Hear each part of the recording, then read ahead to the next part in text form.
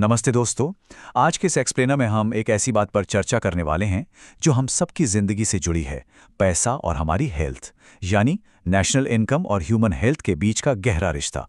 अब world in data के आंकड़े अगर देखें तो एक बहुत ही अजीब सच्चाई सामने आती है। किसी भी इंसान की आयु या उसका स्वास्थ्य अक्सर इस बात पर निर्भर करता है जिस पर उसका खुद का कोई बस ही नहीं होता। इसे हम द ज्योग्राफी ऑफ चांस कह सकते हैं। मतलब आप कहाँ पैदा हुए हैं ये आपका पूरा आने वाला कल तय कर देता है ना हैरानी की बात। अब जरा इस नंबर के बारे में सोचिए, 50 लाख यानी 5 मिलियन। ये कोई मामूली नंबर नहीं है। ये उन नन्हे बच्चों की गिनती है जो इस दुनिया में हर साल अपना 5वां जन्मदिन मनाने से पहले ही इस दुनिया से चले जाते हैं। ये एक ऐसी सच्चाई है जो अंदर तक हिला कर रख देती है। और सच कहूं तो ये हम सबके सामने एक बहुत बड़ा सवाल खड़ा करती है। इस आंकड़े को थोड़ा और करीब से समझने के लिए बस एक कल्पना कीजिए। एक विशाल जंबो जेट के बारे में सोचिए जिसमें 600 बच्चे बैठे हैं। अब फर्ज कीजिए कि वो जेट हर दिन, हर एक घंटे, पूरे साल भर क्रैश हो रहा है। सुनकर ही रोंगटे खड़े हो जाते हैं, राइट? लेकिन दोस्तों, बच्चों की मृत्यु दर की आज यही कड़वी सच्चाई है। दुनिया में लगभग हर मिनट 10 बच्चों की दुखद मौत हो रही है। तो चलिए इस पूरे विषय की थोड़ी और गहराई में उतरते हैं। आज हम जिन 5 मुख्य बातों पर फोकस करेंगे वो हैं, पहला, द सर्वाइवल लॉटरी। दूसरा, आय बढ़ने से मृत्यु दर का आधा होना। तीसरा, आइसलैंड का कमाल का हेल्थ ट्रांसफॉर्मेशन। चौथा, पैसों से जीवन की संतुष्टि खरीदना। और आखिर में द बिग पिक्चर, यानी इस सब का एक बड़ा नजरिया। सबसे पहले बात करते हैं द सर्वाइवल लॉटरी के बारे में। ये सच में एक ऐसी अजीब लॉटरी है जिसमें हिस्सा लेने का फैसला हमारे हाथ में होता ही नहीं है। किसी भी नवजात बच्चे के जिंदा रहने की संभावना इस बात पर सबसे ज्यादा निर्भर करती है कि जिस देश में उसने आंखें खोली हैं वहां की औसत आय यानी एवरेज इनकम कितनी है। एक तरफ दुनिया के सबसे अमीर देश हैं जहां मेडिकल साइंस और बेहतर जीवन स्तर की वजह से बच्चों के बचने की दर लगभग 99.8% है। वहीं दूसरी तरफ सबसे गरीब देश हैं जहां 5 साल की उम्र से पहले ही हर 10 में से एक बच्चे की जान जाने का जोखिम बना रहता है। यानी भौगोलिक सीमाएं सिर्फ नक्शे पर नहीं होती, वो जिंदगियां भी तय करती हैं। अब आते हैं अपने दूसरे पॉइंट पर, हाविंग मॉर्टैलिटी विद इनकम, यानी इनकम के बढ़ने पर मृत्यु दर का सीधे आधा हो जाना। इकोनॉमिक ग्रोथ को आप किसी वीडियो गेम में लेवल अप करने जैसा समझ सकते हैं। ये इन डरावने आंकड़ों को हराने का सबसे जबरदस्त तरीका है। एक बहुत ही दिलचस्प डबलिंग रूल है यहाँ पर। डेटा बार बार ये दिखाता है कि जैसे ही किसी देश की औसत आय दुगनी यानी डबल होती है ना, वहाँ बच्चों की मृत्यु दर ठीक आधी रह जाती है। और अगर आय 4 गुना हो जाए तो मृत्यु दर में 75% की भारी कमी आती है। सीधी सी बात है, जब देश अमीर होता है तो वो हेल्थ केयर में जोरदार निवेश करता है और उससे सीधे तौर पर बच्चों की जान बचती है।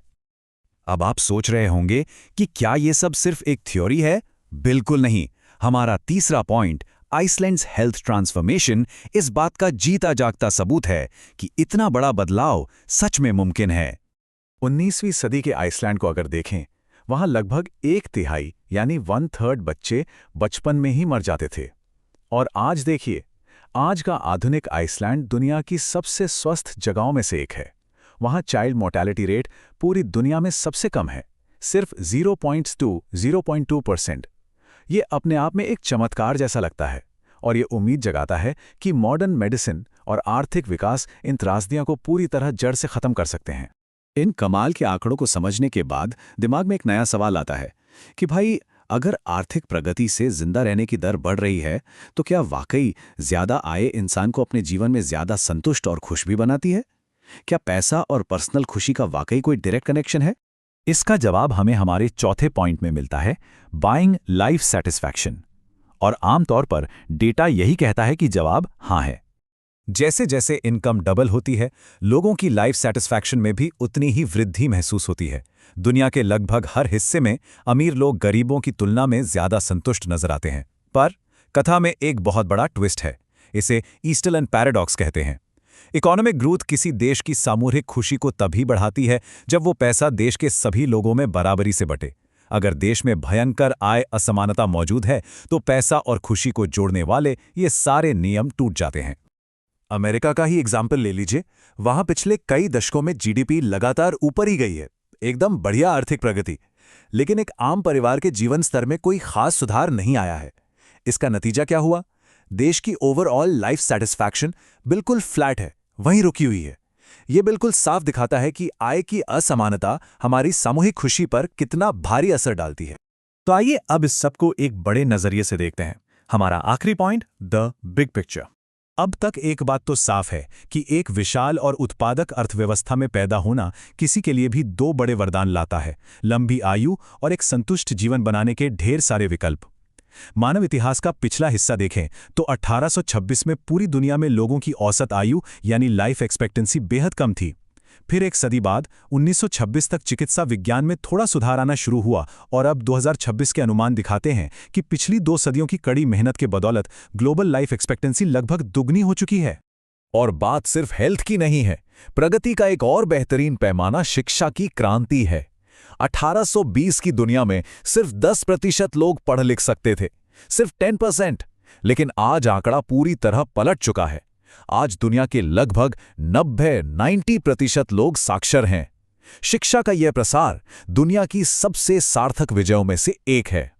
आवर वर्ल्ड इन डेटा के मैक्स रोजर का एक बहुत ही प्यारा कथन है। वो कहते हैं, विश्व में गरीबी हटाने के इतिहास की तो अभी सिर्फ शुरुआत हुई है। ये शब्द हमें याद दिलाते हैं कि हाँ, हालांकि दुनिया बेहतर हुई है, लेकिन आज भी करोड़ों लोगों के लिए वास्तविकता खराब है। पर सबसे जरूरी और उम्मीद भरी बात यह है कि मृत्यु दर और गरीबी जैसी समस्याएं बदली जा सकती हैं। इन्हें हमेशा के लिए सुलझाने का ज्ञान और टूल्स आज हमारे पास मौजूद हैं।